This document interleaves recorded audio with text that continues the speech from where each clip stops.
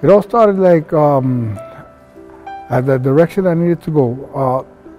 As a kid, I involved myself with a lot of drug activities, street life, all kinds of things that were negative, and I lived like that for quite a while. It progressively got worse. My life was starting to spiral down. Alcohol and drugs became too much of a part of me, and I needed to see that I needed to make a change, and the only way to do that was to do what everybody else was doing: getting married, and having children, and getting a job, and that's what I geared towards. But it didn't work for very long, because I went and I started doing the same old thing.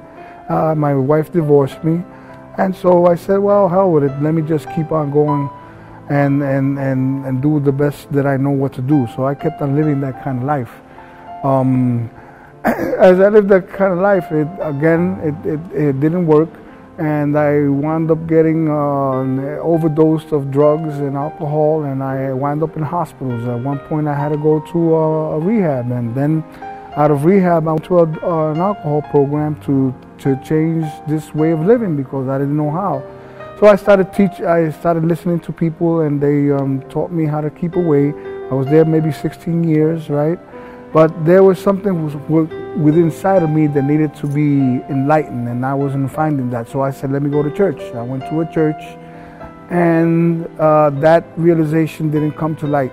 I felt the same way. I felt drugs and alcohol were out of the way, but now my insides weren't getting any better. I didn't get freedom from as they say, that Jesus frees you from sin. I didn't feel none of that. I didn't felt that I had salvation. I was under constant condemnation. Pastor Usu Park, Repentance and Faith.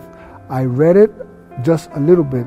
What caught my interest was about the removal of sin through Jesus Christ. I didn't pay too much attention to it, and I put it down. Maybe a year later, I ran again across a table where they were doing the same thing, handing out these booklets.